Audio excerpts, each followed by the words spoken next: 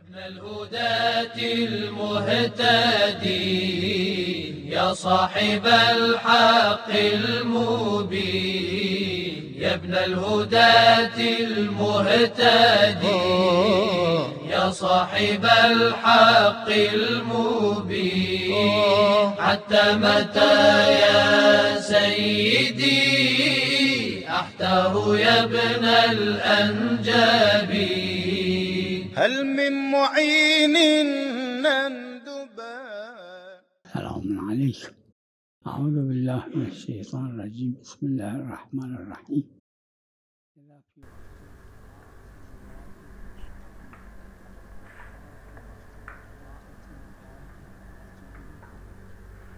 अगर वाजिब चीज़ की क़राअत कर रहे हैं, क़राअत वाजिब कर रहे हैं, तो फिर हरकत नहीं होनी चाहिए, जुम्बिश नहीं होनी चाहिए। लेकिन अगर बीच में नमाज की हरकत है या जिस वक्त खामोश है कोई हरकत हल्की सी हो जाए, कोई मसला नहीं है।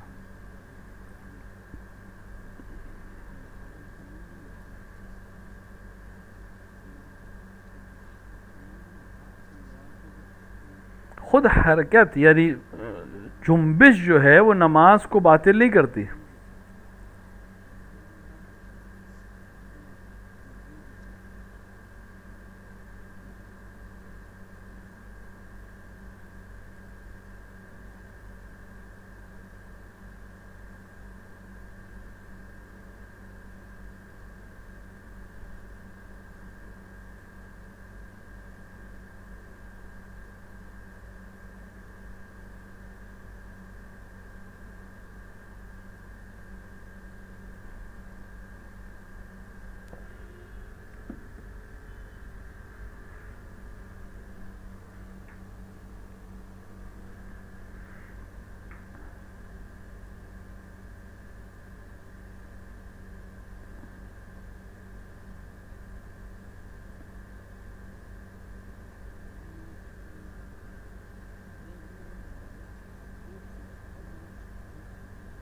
जो पहला सवाल आपका है कि मेरे जहन में है कि रवायत में दोनों तरह से पेश किया गया है इस मसले को।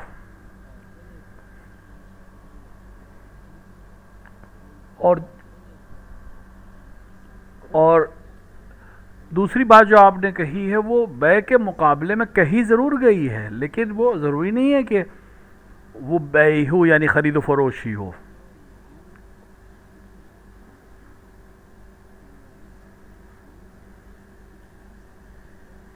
रहा जहाँ तक सदक़े की बात है, सदक़ा दोनों चीज़ों पर आता है, पैसे पर भी आता है और अमल पे भी आता है। कोई भी अमल खैर सदक़ा है।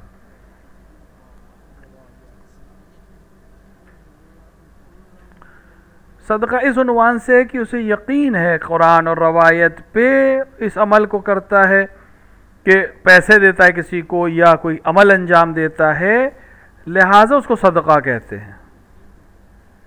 लिहाजा उसमें कोई हर्ज नहीं, कोई परेशानी नहीं है।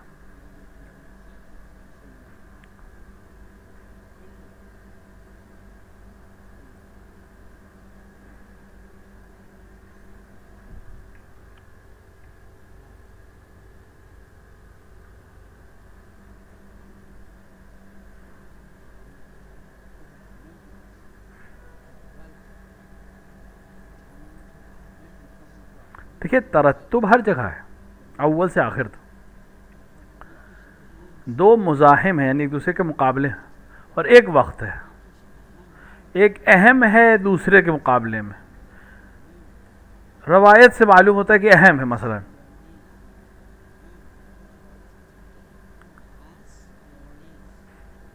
अब अगर उसने अहम को तर्क कर दिया, तब भी क्या उसे अमल इबादत अंजाम दी या नहीं अंजाम दी?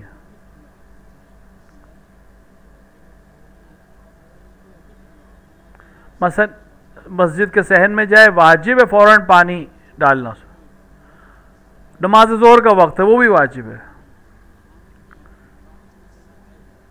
लेकिन कौन सी चीज़ अहम है? मस्जिद को पाक करना फ़ौरन, तत्हीर मस्जिद फौरी है। नमाज ज़ोहर में वक्त है, वसअत है।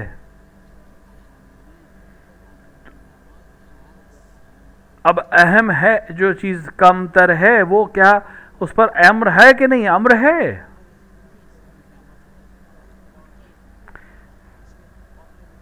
अगर तरत्तुब के कायल हो जाएं हम, तो अगर कोई इस मामले में नमाज पढ़े तो उसकी नमाज बातिल हो जाएगी।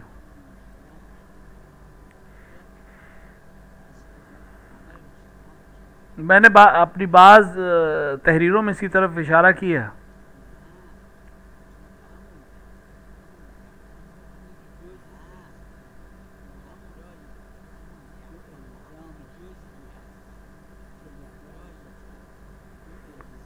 देखिए तरत्तुब वहाँ कि जहाँ पर दो हुक्म हैं, अमल करने के या तर्क करने के। इशारे से ये समझ में आता है कि एक मुहिमतर है दूसरे के मुकाबले में, अहमियत उसकी ज़्यादा है। अगर ये अहम को अंजाम न दे और दूसरे को अंजाम, क्या इसका अमल सही है, बाकी है कि नहीं? अगर हम कहें कि अमर ही नहीं है तो फिर वो अमल ही सही नहीं होगा।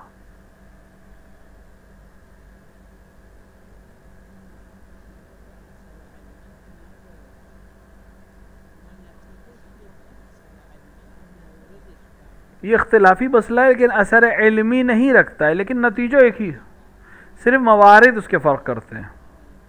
कायदे फराग यह है कि अमल के बाद, यानी अमल मुरक्कब के बीच में अगर इंसान कोई मसला पेश आ जाए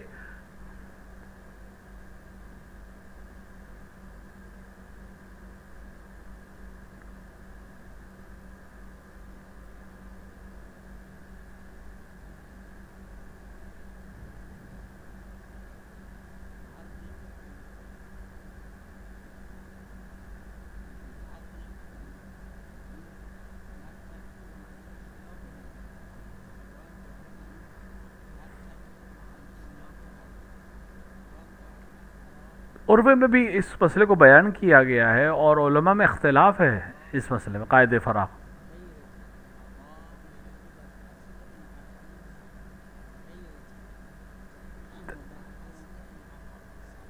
देखिए तकबीर के अलावा की बात है, तकबीर तो खुद नमाज के शुरू होने की शर्त है।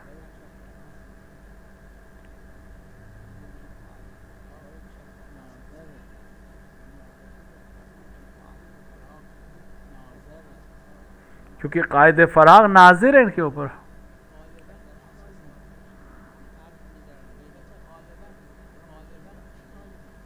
अलबत्ता गालिबन उलमा ने इश्काल किया है, तकबीरतुल एहराम और दीगर जिक्र में उलमा ने फ़र्क माना है और जाना है।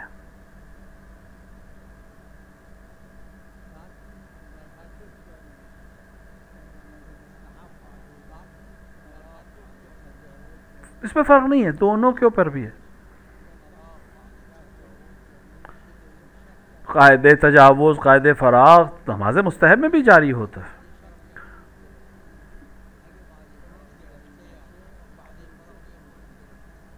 मसलन दूसरी रकअत में शक करे कुनूत पढ़ा के नहीं पढ़ा, कायदे फराग कहता है कि मैंने कुनूत पढ़ लिया।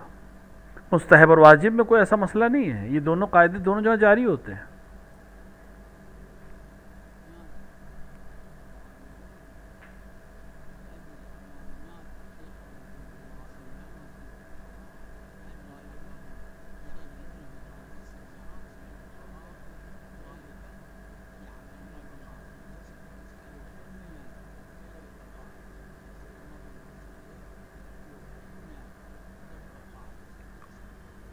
असल उलमा फ़ायदे तसामुह के ऊपर ही फतवा दे रहे हैं या उसी के लिहाज से हुक्म दे रहे हैं।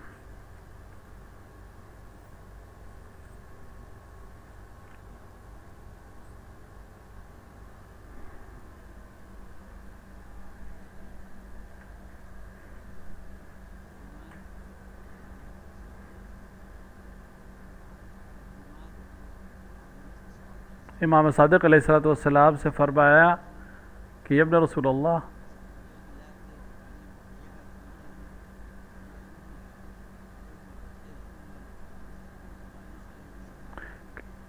इमाम से फरमाया कि रोगन है मेरे पास, सब उसके अंदर चूहा गिर गया, क्या करूं?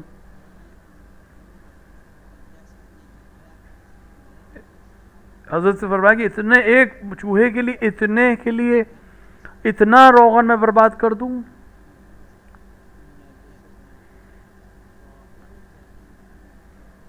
हजरत ने फरमाया कि नहीं, तुम अपना दीन बचा रहे हो, चूहे का मसला नहीं है। तो जाहिर दलील यहां से इस्तिफादे तहारत नहीं कर सकते हम।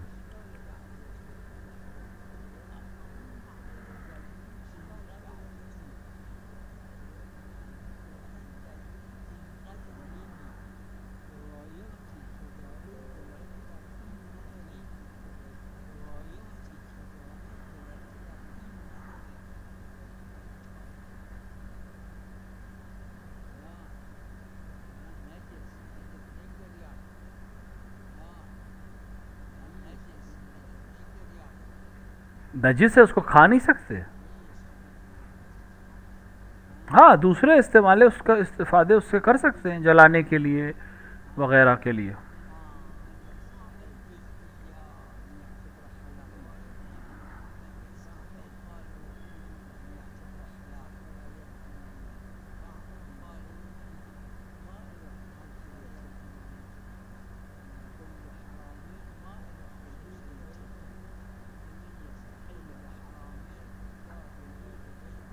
हर हराम का जो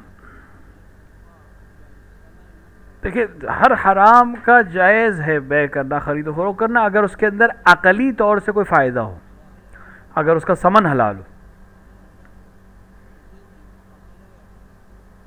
लेकिन अक्सर फ़ुक़हा इसके कायल नहीं। लेकिन मेरा नज़रिया कि उसके जायज़ है इस शर्त पे कि उससे कायदे अक़ली फ़ायदा कोई हासिल हो रहा हो।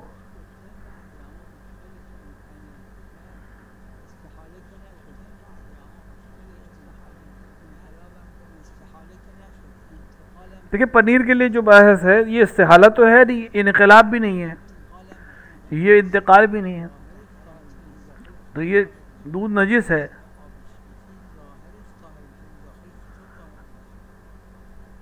अगर इसको धो भी दे तो ज़ाहिर इसका पाक होगा, दाखिल में जो अंदर है वो तो पाक नहीं होगा।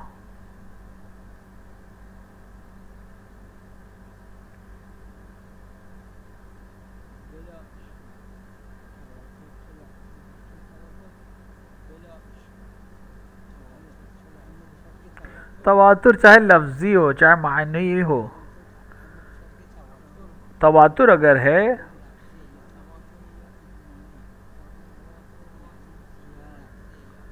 तवातुर या लफ्ज़ी है या मानवी है या तवातुर का मतलब बहुत ज़्यादा है, एक के बाद एक यही चीज़ बयान हुई है। अगर बहुत ज़्यादा और एक ही लफ्ज़ से है तो वो तवातुर लफ्ज़ी है, लेकिन लफ्ज़ मुतरादिफ है, माने एक है, तवातुर लफ्ज़ मानवी है।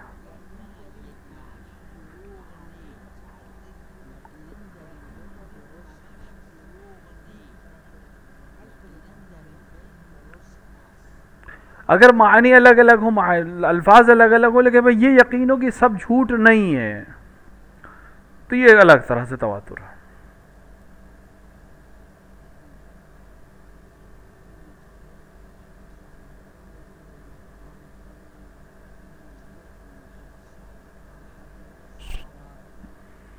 साहिब उर्वा ने कहा है इस बात को और फ़ुक़हा ने कबूल कि हमें सिरायत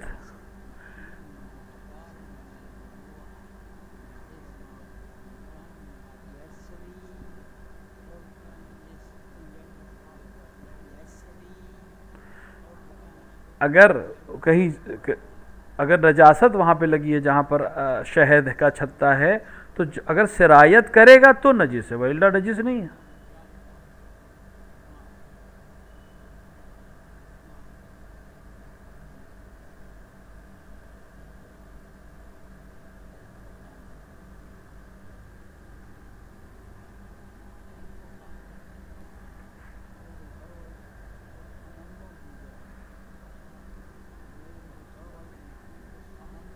उर्वा में है ये मसला इस एतबार से कि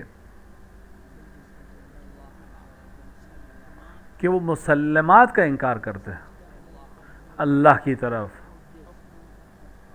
लिहाजा हुक्म उनका हुक्म काफिर का। बस वो कहें कि अल्लाह जिस्म रखता है, या अल्लाह के जैसे कहें कि सूरत रखता है।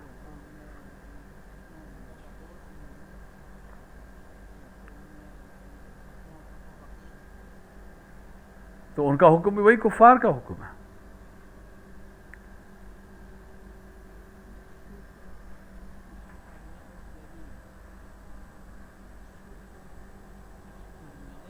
देखिए, हम दलील के मोहताज हैं। जिसके पास विलायत नहीं है इस पे इख्तिलाफ है, उनके आमाल सही हैं और मकबूल नहीं है, कबूल नहीं है। मेरा नज़रिया ये कि इनके आमाल ही सही नहीं है जिनके पास विलायत नहीं है। वाकई नहीं है, लेकिन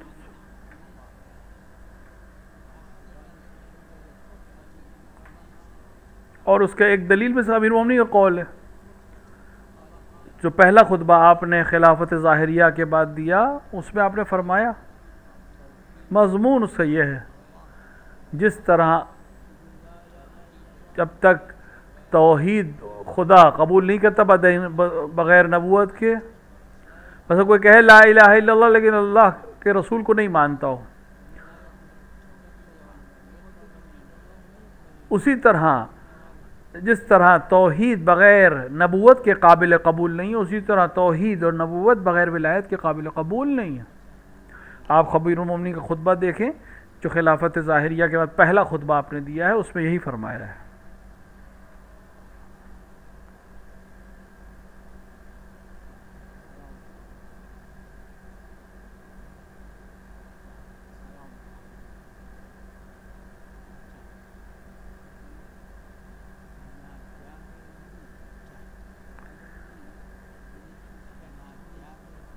ये जबर नहीं है।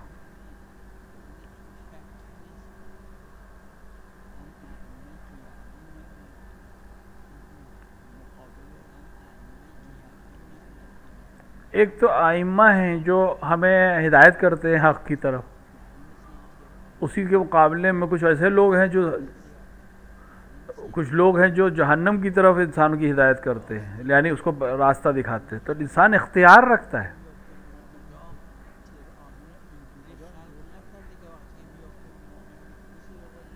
खुदा ने क्या लोहे को जब खल्क किया तो क्या उसके अंदर ये सलाहियत नहीं रखी है किसी पे गिरे तो उसको ख़त्म कर देगा, मार देगा वज़न की वजह से? तो इसका ये मतलब नहीं है कि मोमिन पे अमल नहीं करेगा। ये जबर तो नहीं कि हतमन हो, असल में जबर, लेकिन आहन यानी लोहा मजबूर है, अगर उसके नीचे कोई आएगा तो उसकी जान चली जाएगी, लेकिन इंसान उस तरह से मजबूर नहीं है।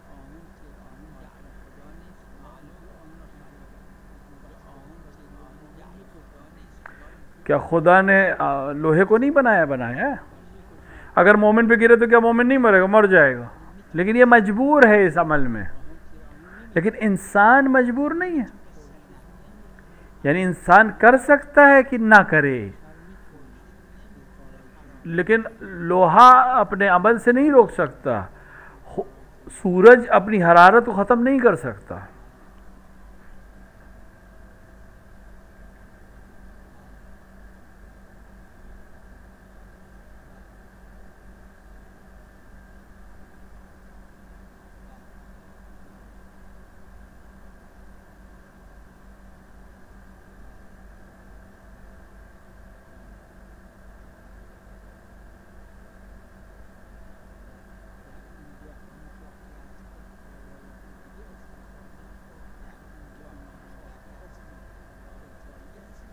यहाँ पर है, लेकिन दूसरी रवायात से दूसरी चीज़ें हासिल हो सकती हैं। जैसे नवासिब क्या शहादतैन नहीं कहते हैं, लेकिन एक दलील की वजह से उनको हम नजिस मानते हैं।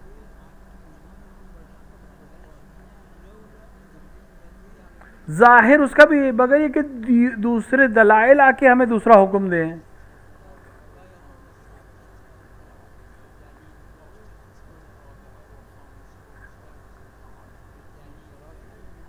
देखिए रवायत में है कि 3 चीज़ें रोज़ेदार के लिए ज़रूरी है, मतलब इन 3 के अलावा कोई चीज़ नुकसान नहीं पहुंचाता।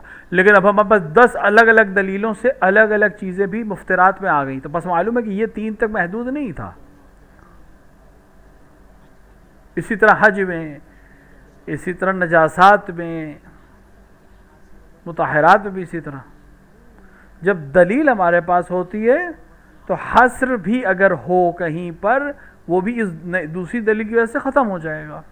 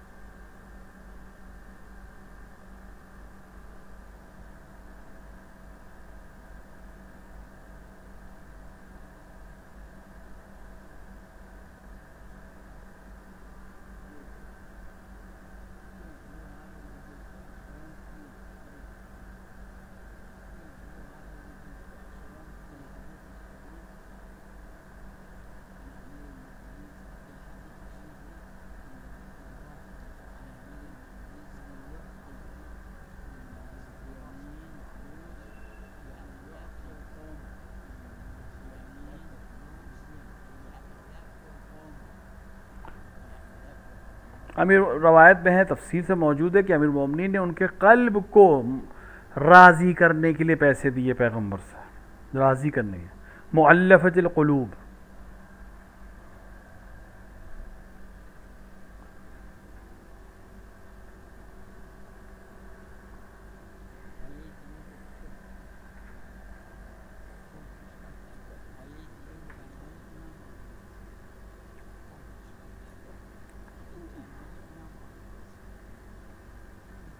आयत ने कहा है, दूसरी आयत ने इस चीज़ को हल कर दिया।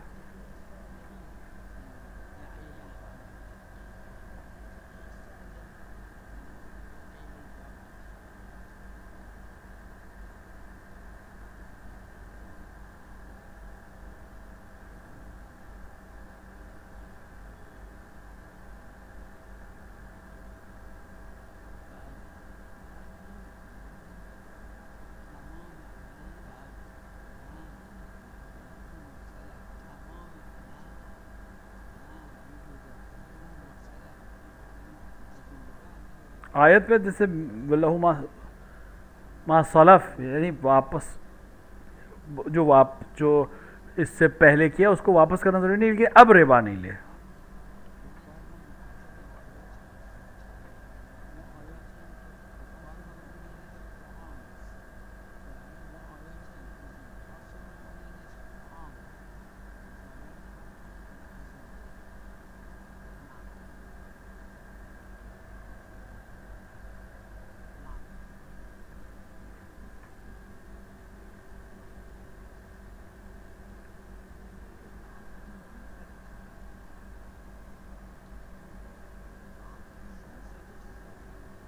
बाज़ इस पे वाक़ई मुर्तद नहीं है,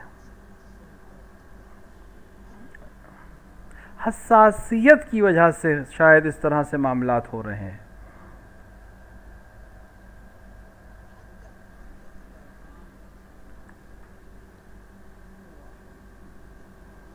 रसूल अकरम के ज़माने में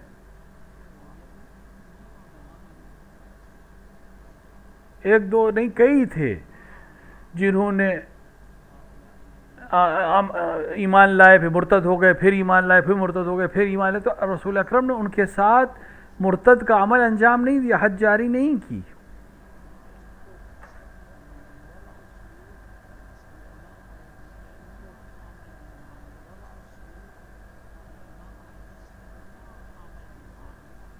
तो रसूल अमीरुल मोमिनीन के खिलाफ जंग की, तलवार चलाई, अमीर मोमिनीन को नाउज़ुबिल्लाह नाज़ेबा अल्फाज से याद किया, लेकिन अमीर मोमिनीन ने जब उन्होंने तलवार रख दी तो अमीर मोमिनीन के साथ बहुत आराम से मामला किया।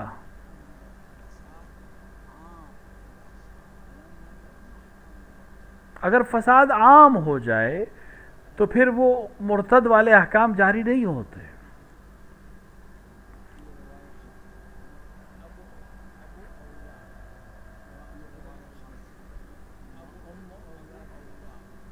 बाप और औलाद, उम्र औलाद के लिए नहीं है रवायत। अब यानी बाप और औलाद इस्तिस्ना है रवायत में।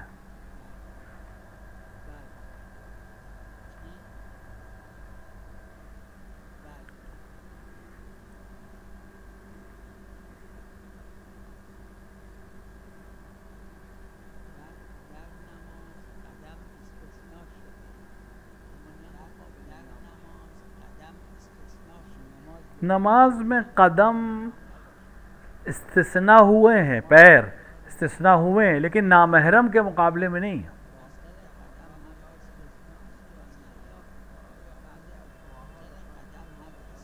अब उर्वा में ये बहस है कि ये पैर के अंदर का जो हिस्सा है, क्या ये भी उसी हुक्म में है या नहीं।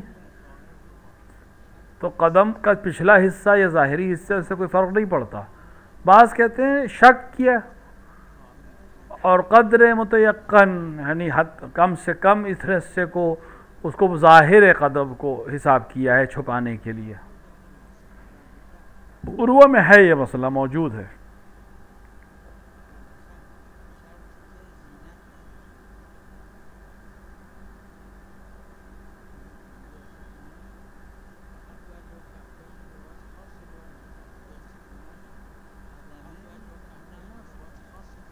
इस्तिस्ना नहीं हुआ, इस्तिस्ना सिर्फ हाथ के सामने का हिस्सा, यानी नमाज में इस्तिस्ना सिर्फ पैर का हिस्सा यानी पंजे और हाथ के पंजे।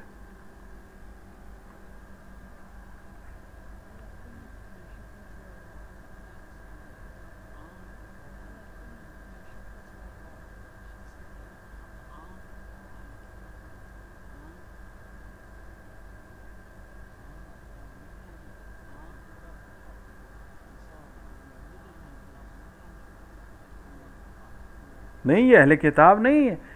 यहूदी, मजूसी और ईसाई के अलावा कोई अहले किताब नहीं है। बस इन्हें हम अहले किताब मानते हैं।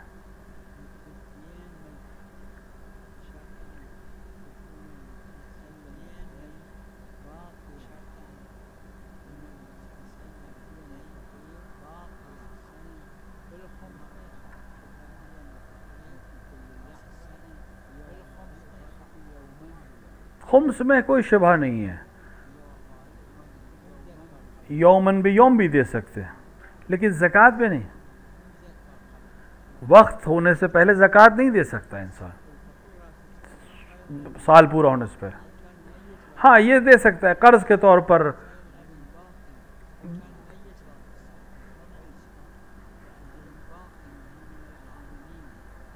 आप दैन के तौर पे दे सकते हैं, कर्ज के तौर पे। लेकिन अगर वो मान लें कब जिसको दिया था, फ़कीर को कर्ज दिया था, वो पैसे वाला हो गया या मैयत हो गया, तो अब उसके ऊपर ज़कात हिसाब नहीं कर सकते, क्योंकि ज़कात वाजिब होने पर ही नियत की जा सकती है। हाँ, खुम्स में कोई हर्ज नहीं है।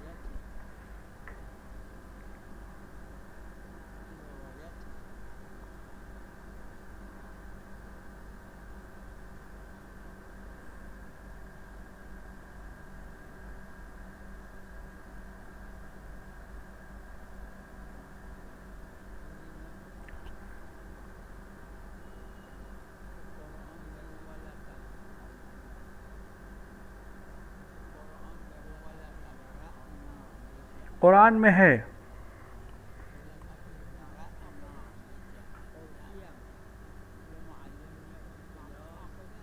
ये आक़िबत है, आक़िबत की तरफ इशारा है कि जहन्नम की तरफ ले जाएंगे। एक उस्ताद क्लास में आता है और कहता है कि ये बच्चा कामयाब हो जाएगा, अच्छे नंबर्स लाएगा, वो बच्चा फेल हो जाएगा। यानी वो उसको अंदाज़ा हो गया है पढ़ा करके कि इसका नतीजा क्या होगा।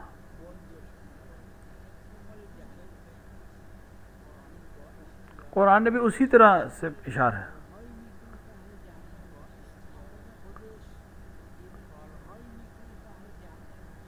यानी वो अपने इख्तियार से ऐसे अमल अंजाम देगा कि अहले जहन्नम हो जाएगा। इसमें जबर नहीं है।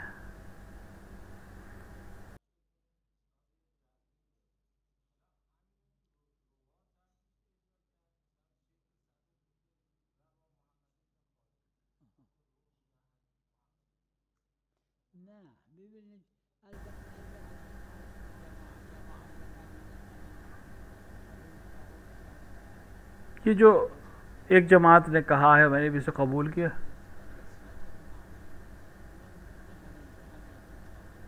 जरा शेख सदूक ने जो निस्बत दी है मासूम की तरह कि मैं इसको अपने ऊपर ले,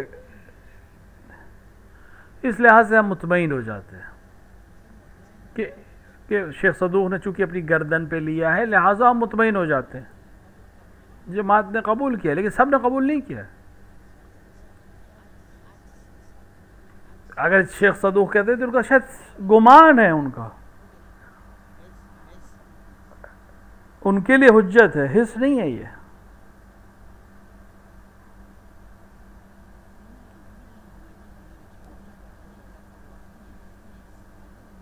दूसरी रवायत में इस तरह से मुकदमा नहीं है, इस तरह से फरमाइश नहीं है शेख सदूक की, इस रवायत में है, लिहाजा हम कबूल कर रहे हैं शेख सदूक जैसी शख्सियत की वजह से।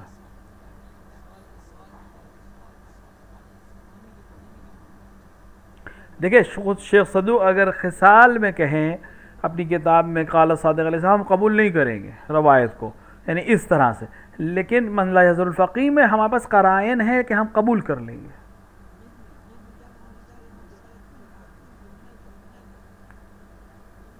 मुरसल में हम जुरत नहीं करेंगे ना कहीं नहीं का। जहां इत्मीनान है वहां हम कबूल कर लेंगे, जहां इत्मीनान नहीं वहां हम कबूल नहीं करेंगे।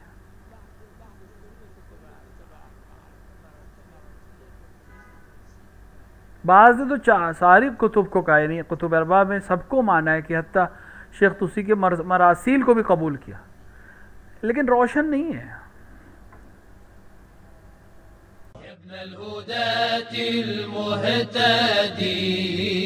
या साहिब अल-हक़ अल-मुबीन, या इब्न अल-हुदाति अल-मुहतदी, या साहिब अल-हक़ अल-मुबीन, हत्ता मता या सय्यदी, अहताहु या इब्न अल-अंजाबी।